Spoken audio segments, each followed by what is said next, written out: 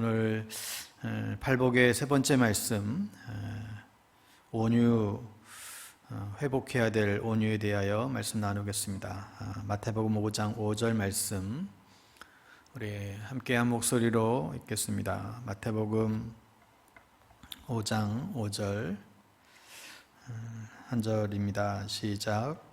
온유한 자는 복이 있나니 그들이 땅을 기업으로 받을 것이미요.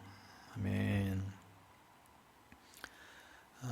여러분, 이 온유라고 하는 말은 참 정감 어린 따스한 말이죠. 이 온유는 따뜻하고 부드럽다라는 뜻인데요.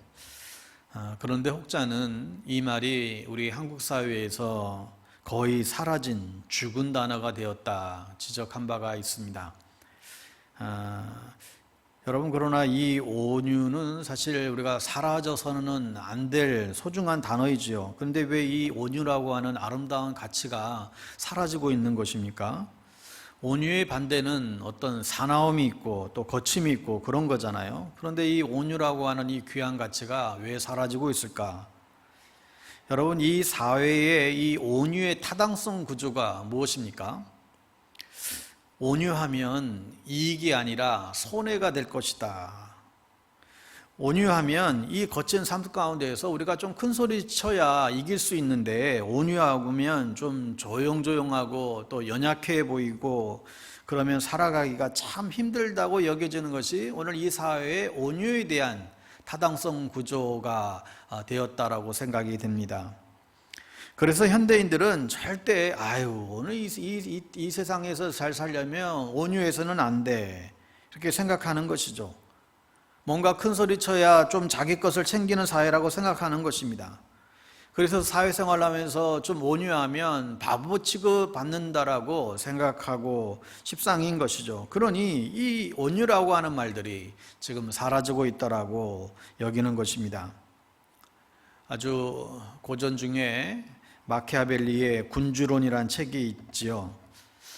이 책에서 말하는 것이 뭐냐면 바로 이 군주라든지 왕이라든지 어떠한 리더십에 있는 그런 조직의 리더나 어떤 장들이 온유하고 또 유순하면 그 밑에 백성들을 다스리기가 힘들다. 이게 군주론의 핵심이거든요. 사실 오너의 입장에 있는 사람이 좀 유순하면 직원들이 감사한 줄 모르고 우습게 여기게 되죠. 온유하면 백성들을 다스리기가 힘드니까 어떻게 다스려야 돼요? 철퇴를 가하고 이제 공포 정치를 하는 것입니다. 큰 소리를 치고 막 억압하고 눌러야 이제 사람들이 뭔가 돌아가기 시작하더라. 이게 군주론의 어떻게 보면 핵심이죠. 그래서 지금도 이 책은 많은 정치인들 또 어떤 많은 사회 지도층의 어떤 필독서처럼 아직까지도 여겨지고 있습니다. 왜냐하면 역사를 보니까 정말로 맞는 얘기로 드러날 때가 많은 거예요. 뭔가 강하게 얘기를 하고 위에서 좀 푸시를 하고 또 채찍을 가해야 움찔하고 이렇게 움직이지, 마냥 사람이 좋아서 그냥 유순하게 그냥 좋은 게 좋은 거지 그러면 기합 빠진 군인들처럼 이게 안 돌아가는 거예요. 사실 이게 말도 안 되는 얘기인데 오늘 우리 주변에서 지금도 여전히 회자되고 있는 모습입니다. 그러다 보니까 무력이 난무하고 또 때로는 독재가 이루어지고 많은 피들을 흘리게 되죠. 그런데도 사람들을 온유하게 대하면 이런 일이 안 일어나니까 그런 게 이제 먹히는 것입니다. 이 군주론이 때로는 어떤 목사님들도 많이 인용하는 분들이 계셨어요. 그래서 아주 카리스마 있게 교인들을 꼼짝하지 못하게 해서 교회를 성장시키는 일들이 사실 과거에는 많이 있었습니다. 그러니까 저처럼 미지근한 사람은 이게 안 되는 거예요. 그러니까 여러분, 사회는 이처럼 온유하면 살 수 없다라고 이렇게 가르치는데, 근데 오늘 주님은 온유하라고 지금 가르치세요. 여러분들은 어느 쪽을 택하고 싶습니까?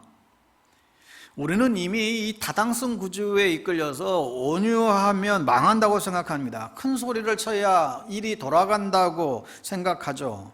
그런데 정말 그럴까요? 세상이 거칠고 불의할수록 온유하면 안 되는 것일까요? 반대로 그러면 그럴수록 그리스도인이라만이라도 더 온유하고 더 넉넉하고 더 따뜻하게 살아야 되는 것은 아닌가 생각을 우리가 해볼 필요가 있습니다. 우리가 너무 세상의 흐름에 편승되어져 가고 있는지 그건 아닌지 돌아볼 필요가 있습니다. 그러나 오늘 우리 주님은 우리가 세상이 온유하지 못하면 너희들은 더 온유해야 된다라고 지금 가르치는 거였지요.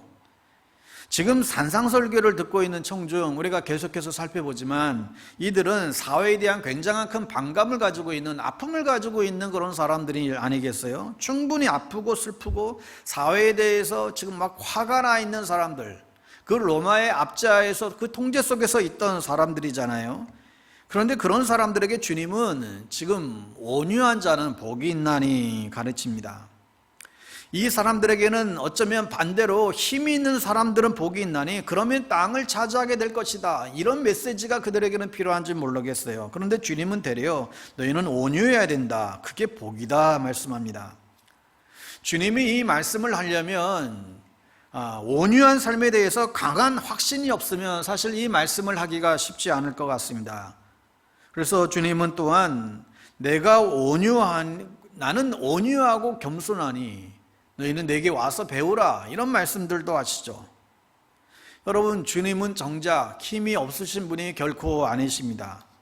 우리는 온유하면 왠지 약할 것 같고 비굴할 것 같은 그런 편견을 가지고 있는데, 그런데 온 우주와 귀신들까지 벌벌 떨게 만드는, 굴복시키는 막강한 힘을 가지신 주님께서 이러한 편견을 깨트려 버리셨습니다. 예수님은 자신을 향하여 침을 뱉고 채찍질하고 십자가에 못 박으라고 외치는 그 무리들을 결코 심판하지 않으셨죠. 천하를 호령할 수 있는 그 권세를 가지신 그 주님께서 권세가 있음에도 안 하세요. 되려 오히려 십자가에 못 박혀 물과 피를 다 쏟으면서도 그들을 위해서 기도하지 않습니까? 아버지, 저들을 사하여 주십시오. 저들이 지금 하는 짓을 알지 못해서 저렇습니다. 예수님은 욕을 당하면서 그러나 거기에 맞대어 욕하지 아니하시고 고난을 당하시되 거기에 대해서 위협하지 않으셨습니다. 오직 공의로 심판하시는 이에게 부탁하시며 친히 나무에 달려 그 몸으로 우리의 모든 죄를 담당하셨습니다. 하나님은 이처럼 온유하신 예수님께 부활의 영광을 허락해 주셨습니다. 하늘과 땅의 모든 권세를 주님은 허락해 주셨습니다. 그러니까 사실은 이 온유는 어쩌면 아무나 할 수 있는 것이 아니라 더 내공이 있고 정말 성숙한 사람들이 할 수 있는 거죠. 그러니까 어쩔 수 없이 힘 없으니까 온유한 게 아니라는 거예요. 정말 온유한 사람은 진실로 강한 사람들입니다. 여러분, 짐승의 세계를 보더라도 강하고 아주 좀 센 그런 힘 있는 동물들에게는 거의 독이 없다고 그래요. 물론 뭐 예외도 있겠지만 대부분의 독을 가지고 있는 짐승들은 아주 약하고 작은 짐승들이지 힘 있는 동물들은 독을 소유하고 있지 않다고 그럽니다. 자기가 스스로가 넉넉한 거예요. 여러분, 개들도 명견들은 잘 짖지 않습니다. 그런데 이 잡견들이 아주 시끄럽게 아무 때나 짖어지고 깨갱거리고 그러잖아요. 여러분, 사실은 강자가 온유하고 넉넉한 것입니다. 그래서 스스로 내공이 있는 사람들은 결코 아주 가벼운 모습을 보이지 않습니다. 그래서 온유한 사람일수록 성숙하고 너그럽고 넉넉한 삶을 살 수가 있게 됩니다. 인생을 정의하는 여러 가지 말들이 있지만 그 중에 인생은 마음이 딱딱해져 가는 과정이다라는 표현이 있는데 저는 참 여기에 동감이 됩니다. 꽤 설득력이 있어요. 여러분, 우리도 젊었을 때는 돌이켜보면 좀 괜찮았어요. 젊었을 때는 참 그런데 나이가 들면서 살면 살수록 겪게 되는 수많은 아픔들과 상처들, 어려움들을 만나면서 우리 안에 쓴뿌리들이 생기잖아요. 그런데 그 상처들, 그 쓴뿌리들을 그 제때에 치료해 주지 않으면 내면에 쌓이고 굳어지면서 우리 안에 그 쌓인 미움들, 원망, 또 그 불만들이 마음에 딱딱한 돌처럼 굳어져 가기 시작합니다. 그러니까 우리의 마음이 정말 어떻게 보면 암덩어리처럼 돌덩이처럼 되어가는 것이죠. 이것을 해소하지 못하고 살면 화병이 생기고 많은 어려움들이 초래하게 됩니다. 그래서 인생은 마음이 딱딱해져 가는 과정이다. 살면 살아갈수록 참 이 표현이 마음에 와 닿습니다. 그러니 시간이 지날수록 마음 그 깊은 곳에 풀리지 않고 응어리진 그 감정들을 계속해서 누르다 보니까 사는 게 힘든 거죠. 마음이 편치가 않아요. 다 보기 싫고 다 마음에 안 들고 다 꼴 보기 싫어요. 그러다 보니 마음이 편협해지기 쉽습니다. 여러분이 한국 사회의 이 마음의 덩어리를 해결하지 못하고 살아가는 사람들, 이게 병이고 또 아픔이에요. 그러니까 마음이 편하지 않으면, 자기 마음의 그 덩어리들을 해결하지 않으면 나이가 들수록 이 마음의 암덩어리들이 더욱더 커져가서 굉장히 온유하지 못하게 되는 편협한 사람으로 빠지게 됩니다. 그러니까 이 상처들을 깨는 수밖에 없습니다. 이 굳어진 마음, 더덕더덕 붙어있는 이 먼지 같은 이 쌓여진 마음들을 하나하나 처리해야만 비로소 우리 안에 주님께서 말씀하신 온유라고 하는 아름다운 덕목들이 우리 안에서 살아날 수 있게 되죠. 왜 한국 사회에는 온유라고 하는 단어가 사라진다고 지적한 것은 바로 이 마음의 문제를 해결하지 못해서 그런 것입니다. 여러분, 온유는 한마디로 말하면 딱딱해진 우리의 마음의 응어리를 풀리는 것이죠. 마음의 이 딱딱한 응어리가 풀어지는 것, 이게 온유예요. 여러분 안에 마음의 응어리가 풀어지는 역사가 있게 되기를 바랍니다. 여러분, 그래서 주님의 은혜가 필요한 거예요.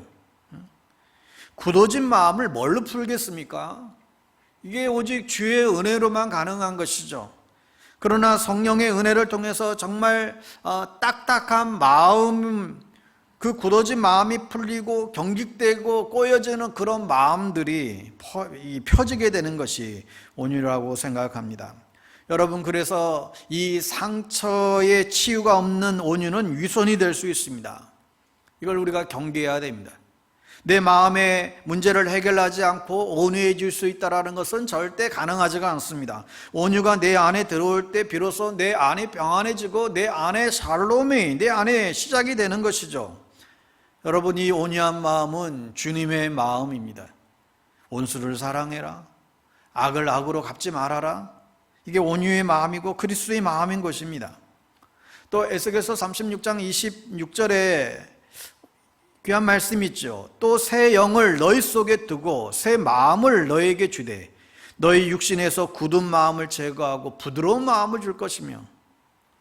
그래서 우리가 이 거친 세상을 살아가고 있는 동안 우리 마음이 굳어질 때마다 부드러운 마음, 주님의 마음이 살아나야만 되는 것입니다. 정말 절대적으로 우리에게 살같이 부드러운 마음이 필요한 것 같습니다.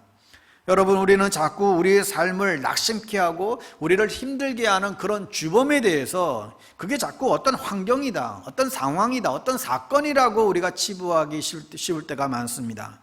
그러나 그렇지 않습니다.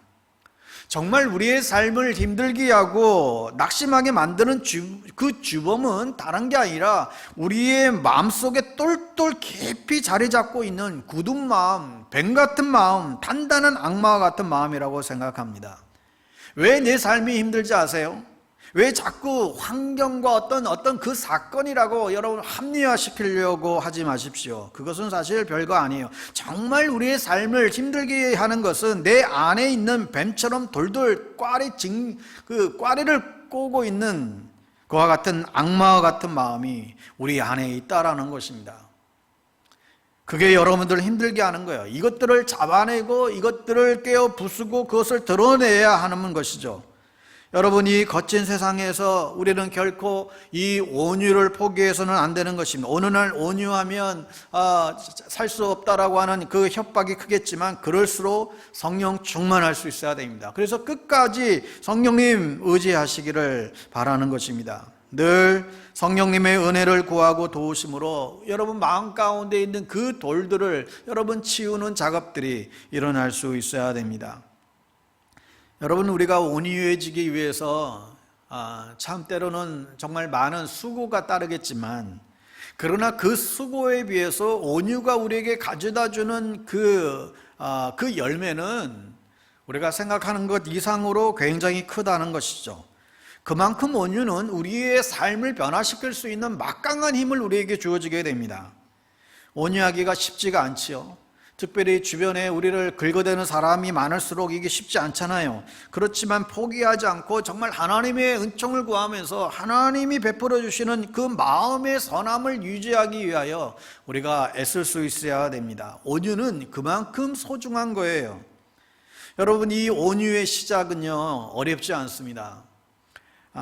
온유의 시작은 어쩌면 굉장히 사소한 것에서부터 우리가 시작할 수 있는데, 온유는 내 안에서 시작되는, 내 안에서 일어나는 어떤 조그만 화나 그 분노를 참는 데서부터 시작한다고 볼 수 있습니다.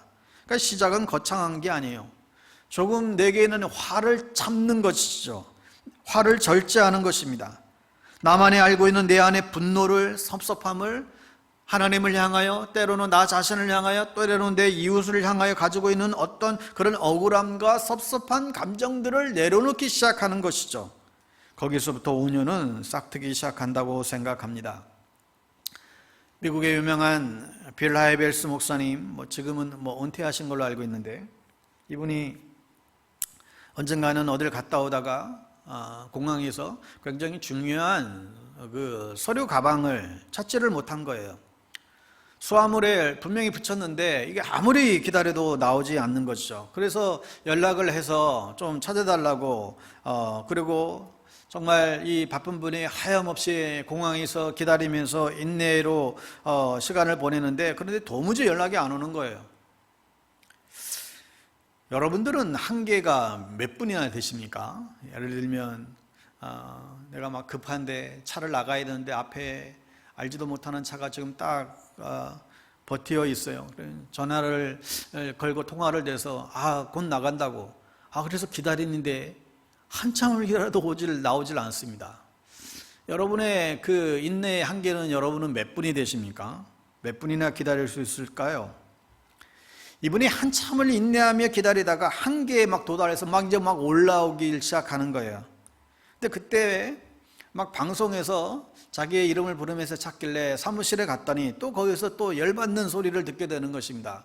수화물을 또 찾았다고 연락 온 줄 알았는데 아직도 못 찾았으니까 그냥 이름이나 연락처만 주고 또 가라는 아주 책임없는 그런 답변을 들은 것입니다. 그 서류 가방에는 지금 당장 사용해야 될 강의와 설교 원고들이 다 있고 꼭 가져가야만 될 아주 그런 중요한 건데 그렇게 태평하게 얘기하더래요. 그러면은 내가 얼마 동안 기다렸는데 정말 화가 날만 하잖아요. 막 여기까지 올라오더래요. 여러분, 사람들마다 다 소위 성깔이라는 게 있지 않습니까? 목사라고 성깔이 없겠어요? 저도 그렇고 다 있잖아요. 근데 이분이 정말 마음속으로 기도하면서 그냥 꾹 참았대요. 그리고 이름을 적고 연락처를 남기고 그렇게 문을 나서는데 뒤에서 목사님 그러더라고요. 목사님, 그 수함을 찾으면 목사님 교회로 보내드릴까요? 저도 목사님 교회 성도입니다. 그 얘기를 듣는 순간 그냥 아차하다는 생각이 들더래요. 이거 한번 화냈으면 정말 큰일 날 뻔했구나. 개망신 당할 뻔했구나. 사실 목사가 이게 망신이죠. 그랬다라고 한다면 목사님 하는 소리를 듣는 순간 온몸이 얼었대요. 그분이 쓴 책의 제목이 하나가 생각이 나는데, 인격은 아무도 보지 않을 때의 나의 행동입니다. 그 책 제목 자체가 의미가 있죠. 여러분, 사실 누구 예외 없이 화 안 내고 살 수가 없죠. 이 온유하기 힘든 삶 가운데에서 내 뜻대로 안 되는 일들을 우리가 겪으면서 살아가지요. 그래서 때로는 한 번의 화, 한 번의 분노, 대수롭지 않게 여기는 경향들이 있습니다. 여러분, 그런데 우리 마음을 다잡아야 될 것이 뭐냐면 사실은 그게 사소한 게 결코 아니고 그 한 번의 화가 내가 다스리지 못한 나의 그 온유하지 못한 마음, 나의 한 번의 그 화로 인해서 한 사람의 인생을 망가뜨릴 수 있고, 한 가정을 망가뜨릴 수 있고, 한 교회를 아주 큰 어려움 가운데 만들 수 있다는 사실을 우리가 꼭 기억해야만 합니다. 단 한 번의 그 분노를 터뜨리는 것은, 이것은 결코 사소하지가 않아요. 여러분, 종종 사건 사고를 우리가 볼 때마다 그 한 번의 화를 참지 못해서 우발적으로 일어난 일들이 얼마나 많은지 모릅니다. 그러니까 우리는 그 한 번의 화라도 그것을 내지 않는 심성을 가지려고 우리는 자꾸 우리가 애를 써야 됩니다. 그런 것이 계속해서 쌓일 때에 우리 안에 온유함이 만들어지기 시작한다는 것이죠.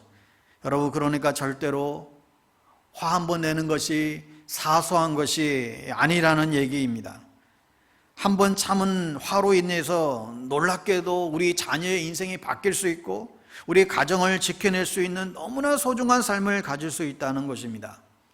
그러니까 온유한 마음은 참 소중한 것이고 포기해서는 안 되는 마음이죠. 여러분, 우리가 신앙인으로 살면서 이 온유하지 못하면 잘못 살아가고 있는 거예요. 우리 그리스도인들은 끝까지 온유의 열매를 맺을 수 있어야 됩니다. 그러니까 이 온유는 성품의 문제만이 아니라 신앙의 문제로 우리는 접근할 수 있어야 됩니다. 만약에 예수 믿는 사람들이 온유하지 못하고 이런 욕을 듣는다고 한번 생각해 보세요. 예수 믿는 사람들에게 야, 독하다. 야, 저 예수 믿는 사람들 참 모진 사람이야. 여러분, 그리스도인들이 정말 가장 듣지 말아야 될 말 가운데 하나가 바로 이거라고 생각해요. 야, 독한 사람이네. 저 예수 믿는 사람들 참 독하네. 어떻게 그리스도인들이 독할 수가 있어요? 이 말을 들으면 안 되는 것이죠. 우리는 자꾸 반성하고 우리의 죄악된 본성이 그렇게 만들더라도 자꾸 고쳐가려고 노력을 해야 됩니다. 예수 믿는 사람들이 참 더 독해. 여러분, 이것은요 굉장한 욕이에요. 근데 우리가 이 욕을 듣고 있단 말이에요. 정말 우리 그리스도인들이 들어서는 안 된 그런 이야기죠. 우리는 온유하고 온화하고 넉넉한 사람들이 되어야 됩니다. 자신의 이익을 챙기기보다 남에게 더 양보하고 여유 있고 베풀기를 좋아하는 사람들이 되어야 될 것입니다. 이 거칠고 지독한 세상에서 온유하면 맨날 당하고 손해가 있고 어려운 것이 어쩌면 사실일 수 있지만, 여러분, 그러나 하나님이 보고 계십니다. 그래서 결정적인 순간에 하나님은 온유한 자에게 땅을 기업으로 허락해 주십니다. 온유한 자는 복이 있나니 땅을 기업으로 받게 될 것이다. 여러분, 여기서 이 땅이 부동산 같으면 얼마나 좋겠어요. 이게 이 땅이 부동산을 의미하는 게 아니라 하나님 나라의 포지션을 의미하죠. 하나님 나라의, 하나님의 다스림을 받는 삶을 산다는 것입니다. 여러분, 그런데 여러분, 실제로 그냥 그 문자 그대로 온유하면 부동산도 받을 수 있어요. 온유하면 땅을 차지할 수 있습니다. 여러분, 그 예가 있죠. 창세기 13장에 보면 아브라함과 롯의 그 목자들이 목초지 때문에 다투잖아요. 그때 아브라함이 양보했어요. 네가 좌하면 나는 우하고 네가 우하면 나는 좌하겠다. 아브라함은 땅에 집착하기보다 사람을 얻고자 힘을 썼습니다. 그때 아브라함이 손해만 봤습니까? 그렇지 않았어요. 하나님이 더 복을 주시잖아요. 너는 눈을 들어 동서남북을 바라보라. 보이는 땅을 내가 너와 내 자손에게 주리니 영원히 이를 것이다. 하나님은 소돔 땅과 비교할 수 없는 젖과 꿀이 흐르는 그 가나안 땅을 그에게 선물해 주셨습니다. 영원한 하나님의 나라를 그의 기업으로 허락해 주셨음을 알 수 있습니다. 여러분에게도 이러한 축복이 있게 되기를 바랍니다. 여러분, 우리가 온유하지 못하면 후회할 일들이 많이 생겨요. 그런데 여러분이 온유하면 온유할수록 여러분의 삶 속에 후회할 일들이 굉장히 적어집니다.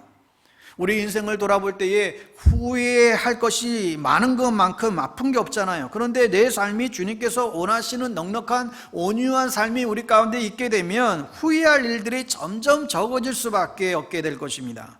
여러분, 온유해 보십시오. 온유하면 존경을 받습니다. 잠깐 내 유익은 사라지는 것 같지만 온유하면 존귀한 자리에 이르게 됩니다. 온유해 보면 굉장히 좋은 인상을 주게 됩니다. 온유하면 관계가 좋아집니다. 싸움이 없어지고 평안해집니다.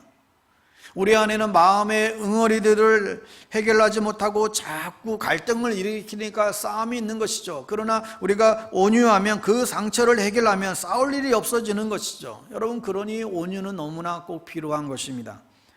그래서 우리는 언제 어디서나 그리스도인답게 온유해지도록 노력해야 될 것입니다. 아무리 난감하고 어려워도 우리는 이 싸움에서 지지 말아야 됩니다. 내 힘으로 안 되면 우리는 하나님께 도움을 청해야 돼요. 겸손하게 성령님의 능력을 구해야 됩니다. 이 온유가 우리의 삶을 더욱더 복되고 아름답게 할 것입니다. 여러분, 성품적인 온유로만은 다 이길 수가 없습니다. 성령님의 도우심을 얻게 되는 이 신앙적인 온유로 그리스도를 더욱더 닮아가는, 그래야 승리하는 여러분의 삶 다 될 수 있기를 주님의 이름으로 축원합니다.